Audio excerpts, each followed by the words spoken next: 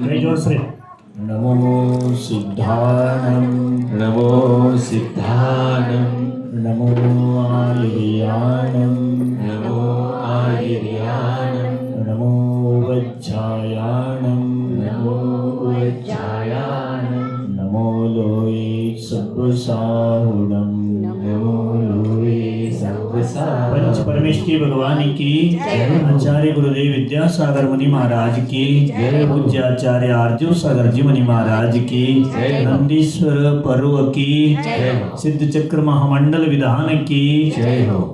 जय हो परम पूज्य 108 महान सागर महामुनि आज की आज के आनंद की जयकारा गुरुदेव का।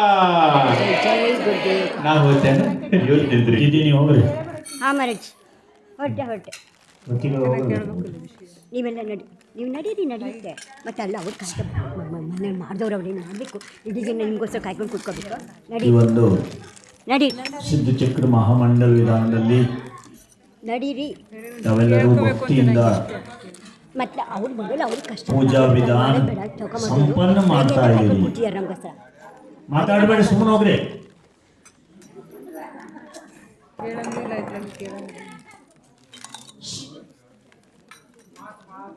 ನಂದೀಶ್ವರ ದೀಪದಲ್ಲಿ ದೇವಗಳನ್ನೆಲ್ಲ ರೂಮಲ್ಲಿ ಪಾಠಶಾಲೆ ಮಾಡ್ತೀನಿ ತಮ್ಮ ಪರಿವಾರ ಸಹಿತವಾಗಿ ಹೋಗಿ ಅವು ಪೂಜೆ ಮಾಡ್ತಾ ಇದ್ದಾವೆ, ನೀವು ಪೂಜೆ ಮಾಡ್ತಾ ಇದ್ದೀರಿ. ನಿಮ್ಮಲ್ಲಿ ಅವರಲ್ಲಿ ಏನು ವ್ಯತ್ಯಾಸ ಇದೆ ಅಂತಂದರೆ, ದೇವತೆಗಳಿಗೆ ಹಸುವೆ ನೀರಾಡಿಕೆ ಬಾಯಾರಿಕೆ ಏನೂ ಆಗಲ್ಲ. ಅವು ಶರೀರದಿಂದ ಯಾವುದೇ ತರಹದ ಅಶುದ್ಧತೆ ಆಗಂಗಿಲ್ಲ. ಮಾಡಲ್ಲ ಮಲಮೂತ್ರ ಇರಲಿ ಗಂಟೆ ಆಗಿದೆ ಅಥವಾ ಶರೀರದಲ್ಲಿ ಯಾವುದೇ ಜ್ವರ ಬರೋದಿರಲಿ ಇವ್ಯಾವು ಬರಂಗಿಲ್ಲ ದೇವತೆಗಳಿಗೆ. ನಿಮಗೆ ಹಸುವೇನೂ ಆಗ್ತದೆ, ನೀರಾಡಿಕೆನೂ ಆಗ್ತದೆ, ಮಲಮೂತ್ರ ವಿಸರ್ಜನೆ ಕೂಡ. ಎಲ್ಲರೂ ಕೂಡ ಸಂಸಾರಿ ಜೀವಿಗಳು, ಇದೆಲ್ಲ ರೋಗ ರುಜಿನಗಳಿರೋನಿರ್ತದೆ. ಆದರೂ ಕೂಡ ಮನುಷ್ಯ ಭಾವದಿಂದ ನೀವು ಪೂಜಾ ಸಹನ ಮಾಡಿಕೊಂಡು ಅದನ್ನ ಹಸುವೆ ನೀರಾಡಿಕೆಯನ್ನು ಸಹನ ಮಾಡ್ಕೊಂಡು ಇಲ್ಲಿ ತಪಸ್ಸೆ ಮಾಡ್ತೀರಲ್ಲ, ಅದಕ್ಕಿಂತ ನೀವು ಇಲ್ಲಿ ಪೂಜೆ ಮಾಡೋದು ಶ್ರೇಷ್ಠ ಇದೆ. ದೇವತೆಗಳಿಗಿಂತ ಶ್ರೇಷ್ಠ ಇದೆ ನೀವು ಇಲ್ಲಿ ಪೂಜೆ ಮಾಡೋದು. ದೇವತೆಗಳು ಹಸಿವೆ ಆಗಲ್ಲ ಕರೆ, ಯಾವಾಗ ಹಸಿವೆ ಆಗತ್ತಾ ಅಲ್ಲೇ ಇದ್ರೂ ಕೂಡ ಅವರು ಅಮೃತದ ಆಹಾರ ಮಾಡಿಬಿಡ್ತಾರೆ, ಎಲ್ಲಿ ಇದ್ಕೊಂಡ್ರು ಅಲ್ಲೇ. ಕರೆ ನಿಮ್ಗೆ ಹಂಗೆ ಆಗಲ್ಲ, ಹೋಗ್ಲೇಬೇಕಾಗತ್ತೆ ಹಾಲು. ಹಾಂ, ಆದರೆ ನಂದೀಶ್ವರ ಪರ್ವದಲ್ಲಿ ಅಷ್ಟಮಿಯಿಂದ ಚತುರ್ದಶಿ ತನಕ ಒಳಗೆ ಹೋಗಿ ನಂದೀಶ್ವರ ಪರ್ವದ ಮಂದಿರದೊಳಗೆ ಹೊಕ್ಕಿದ್ರೆ ದೇವತೆಗಳ ನಾಡ್ದಿ ಚತುರ್ದಶಿ ದಿವಸ ಮೋಕ್ಷೆ ಷಷ್ಠಮಿ ಚತುರ್ದಶಿಯಿಂದ ಪಂಚಮಿಗೆ ಹೊರಗೆ ಬರ್ತಾರೆ, ಅಲ್ಲ ಅಮಾವಾಸ್ಯೆಗೆ ಹೊರಗೆ ಬರ್ತಾವೆ. ಹೊರಗೆ ಬಂದು ಇಲ್ಲಿರ್ತಕ್ಕಂಥ ಕೃತ್ರಿಮ ಅಕೃತ್ರಿಮ ಜಿನ್ಚೈತ್ಯಾಲಯ ವಂದನೆ ಮಾಡಿ ತಾವು ತಮ್ಮ ಸ್ವರ್ಗಕ್ಕೆ ಹೋಗ್ತಾರೆ. ಈ ಥರ ದೇವತೆಗಳು ಇರ್ತದೆ. ನೀವು ಮಜ್ಗಾಂವದಲ್ಲಿದ್ದು ಆದಿನಾಥಿನ ಮಂದಿರದಲ್ಲೇ ಇದ್ಕೊಂಡು ಇಲ್ಲೇ ಪೂಜೆ ಮಾಡಿ ಇಲ್ಲೇ ಇರ್ತೀರಿ, ಎಲ್ಲೂ ಹೋಗಲ್ಲ. ಆ ದೇವತೆಗಳು ಅಲ್ಲಿಂದ ಬಂದು ಮತ್ತಿಲ್ಲಿ ಜಂಬೂದ್ವೀಪದಾಗೆ, ಈ ಒಂದು ಮಧ್ಯಲೋಕದಲ್ಲಿ ಜಂಬೂದ್ವೀಪದಾಗೆ ಎಷ್ಟು ಅಕೃತ್ರಿಮ ಜಿನಚೈತ್ಯಾಲಯ ಇದೆ, ಕೃತ್ರಿಮ ಜಿನಚೈತ್ಯಾಲಯ ಎಲ್ಲ ವಂದನೆ ಮಾಡಿಕೊಂಡು ದರ್ಶನ ಮಾಡಿಕೊಂಡು ಲಾಸ್ಟಿಗೆ ಸ್ವರ್ಗಕ್ಕೆ ಹೋದ ಅಂದರೆ ಇನ್ನು ಮುಂದಿನ ಅಷ್ಟಾನಿಕ ಪರ್ವ ಮತ್ತೆ ಹೋಗ್ತಾವೆ.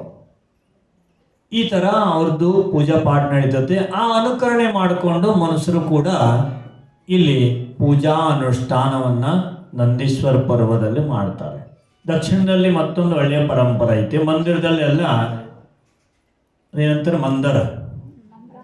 ಮಂದಿರವನ್ನು ಹಾಕ್ತಾರೆ. ಮಂದಿರದಲ್ಲಿ ಕಟ್ಟಿಗೆ ಇರ್ತದೆ, ಕೆಲವರು ಇರ್ತದೆ, ಮಾಡ್ತಾರೆ. ಅದನ್ನು ಕೃತಿ ಮಾಡಿಕೊಂಡು ಕೆಲವರು ಪೂಜೆ ಮಾಡೋಂಗಿಲ್ಲ, ಅದೊಂದು ಪರಂಪರೆ ಇಟ್ಕೊಂಡಿರೋ ಅಷ್ಟೇ. ಹಾಕಿ ಮಂದಿರ ಮೂರ್ತಿ ಕುಣಿಸ್ಬಿಡೋದು, ಪೂಜೆ ಮಾಡಬೇಕು. ಏನು ಮಾಡಬೇಕು? ನಂದೀಶ್ವರ ಪೂಜನಾದರೂ ಮಾಡಬೇಕು, ಸಿದ್ಧ ಭಗವಂತರಿಗೆ ಅರ್ಘ್ಯನಾದ್ರು ಕೊಡಬೇಕು ಆ ಟೈಮ್ನಲ್ಲಿ. ಈ ಮುಂಚೆನ ಪೂಜೆದ ಬರ್ತಲ್ಲ ಇದ್ರಾಗೆ ನಂದಿ ಸಿದ್ಧ ಭಗವಂತರ ಪೂಜೆ ಇದನ್ನಾರು ಮಾಡಬೇಕು. ಇದು ಒಳ್ಳೆ ಪದ್ಧತಿ. ನೀವು ಈ ಪದ್ಧತಿಯನ್ನು ಕಡ್ಕೋಬೇಕು. ಸುಮ್ಮನೆ ಅಲ್ಲಿ ಮೂರ್ತಿ ಇಡೋದು, ಯಾರು ಹುಡುಗರು ಆ ಕಡೆ ಅಲಗಾಡ್ಸರು ಇಲ್ಲ, ಆಗುತ್ತೆ, ಹಂಗೆ ಆಗುತ್ತೆ. ಅದಕ್ಕಾಗಿ ಇದಕ್ಕೆಲ್ಲ ವಿಶಾಲ ಮಂದಿರ ಕೂಡ ಬೇಕು. ಅದನ್ನೆಲ್ಲ ಸ್ಥಾಪನೆ ಮಾಡಿಕೊಂಡು ಅದಕ್ಕೆಲ್ಲ ಬಹಳ ಬಂದೋಬಸ್ತ್ ಇಟ್ಕೊಂಡು ಮಾಡಬೇಕು. ಯಾರು ಹುಡುಗರು ಮೂರ್ತಿ ಎತ್ತಿದ್ರು ಬಹಳ ದೋಷ ಆಗ್ತದೆ.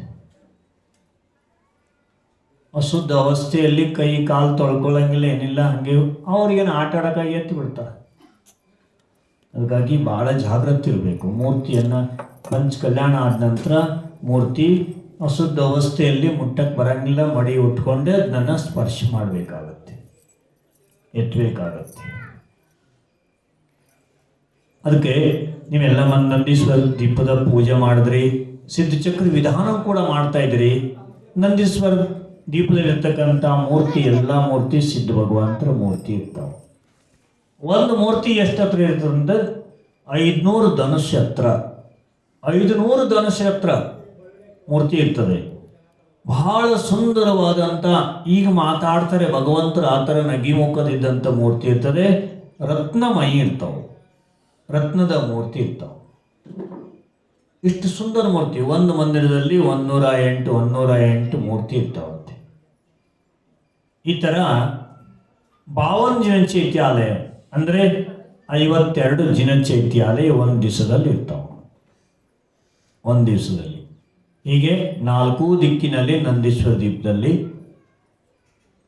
ಬಹಳ ವಿಜೃಂಭಣೆಯಿಂದ ದೇವತೆಗಳಿಗೆ ಪೂಜೆ ಮಾಡ್ತಾ ಇದ್ದಾರೆ. ಅಲ್ಲಿ ಎಲ್ಲ ದೇವತೆಗಳು ತನ್ನ ಪರಿವಾರ ತಗೊಂಡು ಅಸಂಖ್ಯಾತ ದೇವತೆಗಳು ಹೋಗಿದ್ದಾರೆ. ಅಲ್ಲಿ ಮನುಷ್ಯರಿಗಂತೂ ಅಷ್ಟು ದೂರ ಹೋಗೋಕ್ಕಾಗಲ್ಲ. 2.5 ದೀಪದ ಮುಂದೆ ಹೋಗೋಕ್ಕಾಗಲ್ಲ. ಇನ್ನು 8ನೇ ದೀಪಕ್ಕೆ ಹೋಗೋದಿಲ್ಲಿಂದ. 2.5 ದೀಪದ ಮುಂದೆ ಮನುಷ್ಯರೇ ಇಲ್ಲ. ನಿಮಗಂತೂ ಭರತ ಕ್ಷೇತ್ರದಿಂದ ಮುಂದೆ ಹೋಗೋಕ್ಕಾಗಲ್ಲ, ಅಷ್ಟು ಶಕ್ತಿ ಇಲ್ಲ ಈಗ ಮನುಷ್ಯರಿಗೆ. ಜಂಬೂ ದೀಪದಲ್ಲೇ ಪೂರ ಆಗಲ್ಲ ಅಂತ ಅಂದಾಗ ಅಲ್ಲಿ 2.5 ದೀಪಕ್ಕೆಲ್ಲ ಹೋಗೋದು, 8ನೇ ದೀಪಕ್ಕೆಲ್ಲ ಹೋಗೋದು. ಆದರೂ ಕೂಡ ಇಲ್ಲ, ಅದನ್ನು ನೀವು ಕಲ್ಪನೆ ಮಾಡಿಕೊಂಡು ಮಾಡ್ತಾ ಇದ್ದೀರಿ ಅಂದರೆ ನೀವು ಕೂಡ ಬಹಳ ಭಾಗ್ಯಶಾಲಿಗಳು, ಪುಣ್ಯಶಾಲಿಗಳು. ನಿನ್ನೆ ನಿಮಗೆ ಅದೇ ಒಂದು ಪೂಜೆದ ಮಹತ್ವದಂದರೆ ಮಹಿನಾ ಸುಂದರಿ ಕಥೆಯನ್ನು ಹೇಳ್ತಾ ಇದ್ದೀವಿ. ಹೇಳಬೇಡ? ಮೈನಾ ಸುಂದರಿ ತನ್ನ ಪತಿದೇವನ ಜೊತೆಯಲ್ಲಿ ಮತ್ತೆ ತವರ ಮನೆಗೆ ಬಂದಿದ್ಲು. ತವರು ಊರಲ್ಲೇ ಇದ್ಲು. ತವರಿಗೆ ಹೋಗ್ತೀರಿ ನೀವು? ಹೋಗ್ತೀರಿ? ಮೈನಾ ಸುಂದರಿ ತವರ ಮನೆಗೆ ಇದ್ದಾಳೆ. ತವರೂರಲ್ಲಿ ಇದ್ದು ತನ್ನದೇ ಆದಂಥ ಅಪ್ಪ ಕೊಟ್ಟಂಥ ಅರಮನೆಯಲ್ಲಿ ತಾನು ಹಾಯಾಗಿ ಪತಿಯ ಜೊತೆಯಲ್ಲಿ 8,000 ಸಖಿಯರ ಜೊತೆಗೆ, ಸೌತಿ ಏನಂತೀವಿ ನೀವು? ಸೌತೆಕಾಯಿ? ಸೌತೆ ಅಲ್ಲ, 8,000 ರಾಣಿಯರ ಜೊತೆಗೆ ಇದ್ಲು. ಒಂದು ದಿವಸ ಕಾರ್ಯಕ್ರಮವನ್ನು ಇಟ್ಟಿರು. ಯಾರು? ಶ್ರೀಪಾಲ್ ರಾಜ. ಎಲ್ಲ ರಾಣಿಯರಿಗೆ ಸನ್ಮಾನ ಮಾಡುವಂಥದ್ದು ಕಾರ್ಯಕ್ರಮ ಇಟ್ಟಾಗ ರಾಜಸಭೆಯಲ್ಲಿ ಮೈನಾ ಸುಂದರಿಯನ್ನು ಅವತ್ತಿನ ದಿವಸ ಮುಂದೆ ಕರೆದು ಹೇಳ್ತಾರೆ, ಇವರಿಗೆಲ್ಲರಿಗೂ ನೀನು ಪಟ್ಟರಾಣಿ ಪದವಿಯನ್ನು ಕೊಡ್ತಾರೆ. ಎಲ್ಲರೂ ಒಪ್ಪಿಗೆಯಿಂದ ಎಲ್ಲರನ್ನೂ ಬಹಳ ಮನವನ್ನು ಒಲಿಸಿಕೊಂಡಿದ್ದವಳು. 8,000 ರಾಣಿಯರು ಕೂಡ ಅವಳನ್ನು ತಾಯಿಗೆ ಅಕ್ಕನಂಗೆ ನೋಡ್ಕೊತಿದ್ರು. ಅವಳಿಗೆ ಪದವಿ ಕೊಟ್ಟದ್ದು ಎಲ್ಲರಿಗೂ ಒಪ್ಪಿಗೆ ಇತ್ತು. ಯಾರನ್ನೂ ಮನಸ್ಸು ನೋಡಿಸ್ತಿದ್ದ. ಒಂದು ಮಾತಾಡಿದ್ಲು ಅಂದರೆ ಮುತ್ತಿನಂಗೆ ಇರ್ತಿದ್ದು.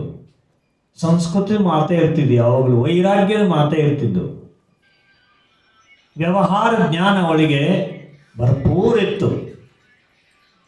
ಅದಕ್ಕಾಗಿ ಏನಾಯ್ತು, ಮೈನಾ ಸುಂದರಿ ಪಟ್ಟರಾಣಿ ಆದಳು. ಎಲ್ಲರೂ ಅವಳ ಆಜ್ಞಾನುಸಾರವಾಗಿ ಹಾಯಾಗಿದ್ದರೂ ಬಹಳಷ್ಟು ವರ್ಷ ಕಳೆದು ಹೋಯಿತು, ಗೊತ್ತಾಗಿಲ್ಲ. ಬಹಳ ಸುಖದಾಗಿದ್ದರಿಗೆ ದಿನ ಯಾವಾಗ ಕಳೆದು ಗೊತ್ತಾಗಂಗಿಲ್ಲ. ಕಷ್ಟದಾಗಿದ್ದವರಿಗೆ ದಿನ ಯಾವಾಗ ಕಳೀತದೆ ಅಂತ ಇರ್ತಾರೆ. ಬೆಳಗಾಗೋದು ಯಾವಾಗ, ಮತ್ತೆ ನಾಳೆ ದಿನ ಬರೋದು ಚಿಂತೆ ಮಾಡ್ತಾ ಇರ್ತಾರೆ. ಸುಖದಾಗಿದ್ದವರಿಗೆ ಎಷ್ಟು ದಿನ ಕಳೆದೋದು ಏನೋ ಗೊತ್ತು. ನೀವೇನು ಮಜ್ಗಾವಿಗೆ ಬಂದು ಎಷ್ಟು ದಿವಸ ಆಯಿತು ಗೊತ್ತಾಯಿತು? ಆವಾಗ ವಿನಂತಿ ಮಾಡಿ ಬರ್ತಡೇ ಬಂದಾಗ ಎಷ್ಟು ವರ್ಷ ಆಯಿತು, ಸ್ವಲ್ಪ ದಿವಸ ಕಾಲ ಏನು ಕಾಣ್ತದೆ. ಯಾಕೆಂದರೆ ಸುಖದಾಗಿದ್ದೀರಿ ನೀವು. ಕಷ್ಟದಾಗಿದ್ದವರಿಗೆ ದಿನಕ್ಕೆ ಕಳೆಯೋದು ಭಾಳ ಕಷ್ಟ ಆಗುತ್ತೆ. ಕೆಲವರಿಗೆ ಸೊಸೆ ಅತ್ತೆ ಕಷ್ಟ ಕೊಡ್ತಾ ಇರ್ತಾಳೆ, ಅತ್ತೆ ಯಾವಾಗ ನನ್ನ ಜೀವ ಹೋಗುತ್ತೋ ಅಂತ ಇರ್ತಾಳೆ. ಕೆಲವು ಅತ್ತೆ ಸೊಸೆ ಕಷ್ಟ ಕೊಡ್ತಾ ಇರ್ತಾಳೆ. ಅವಳು ವಿಚಾರ ಮಾಡ್ತದೆ, ಅವಳು ಸಹಿತ ಅತ್ತೆ ಯಾವ ಹೋದಳ. ಮಜ್ಜಿಗಾದ ಸುಖಿ ಇರಲ್ಲ, ಅತ್ತೆ ಸೊಸೆ ಇರಲ್ಲ, ಹಂಗೇನಿಲ್ಲ.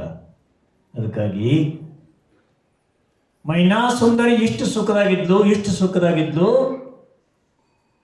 7,999 ರಾಣಿಯರೆಲ್ಲ ಅದನ್ನು ಸೇವೆ ಮಾಡ್ತಿದ್ರು ನೋಡಿ. ಇಷ್ಟೊಂದು ಸುಖದಾಗಿದ್ಲು, ದಿನಕ್ಕೆ ಕಳೆದೇ ಗೊತ್ತಾಗಲ್ಲ ಎಷ್ಟು ದಿನ ಕಳೆದು ಹೋಯಿತು. ರಾಜನೂ ಕೂಡ ಅಲ್ಲೇ ಇದ್ದ. ಆವಾಗ ಒಂದು ದಿವಸ ರಾಜನಿಗೆ ಚಿಂತಿತ್ ಆದದ್ದನ್ನು ನೋಡಿಕೊಂಡು ಮೈನಾ ಸುಂದರಿ ಕೇಳ್ತಾಳೆ, ಏನಾಯಿತು? ಇಷ್ಟೆಲ್ಲ ಸುಖದಾಗಿದ್ದು ನೀವು ಯಾಕೆ, ಇಷ್ಟೊಂದು ಸಂಪತ್ತಿ ಇದ್ದು ನೀವು ಯಾಕೆ ಚಿಂತಿತರಾಗಿದ್ರಿ? ಅವ ಹೇಳ್ತಾನೆ, ಏನಿಲ್ಲ ಹಂಗೆ ನೀನು ಚಿಂತೆ ಮಾಡಬೇಡ. ಇಲ್ಲ, ನೀವು ಚಿಂತಿತದವ್ರಿ, ಹೇಳಿ ಏನಾಗಿತ್ತು ನಿಮಗೆ? ನಮ್ಮ ಅಪ್ಪ ಏನಾದ್ರು ಅಂದರು ಏನು? ಇಲ್ಲ ನಿಮ್ಮ ಅಪ್ಪ ನಮಗೇನಂತಾರೆ. ಹಂಗಂದಾಗ ಇಬ್ಬರಿಗೂ ಮಾತಾದಾಗ ಮೈನಾ ಸುಂದರಿ ಅಂತಾಳೆ, ಹೇ ರಾಜ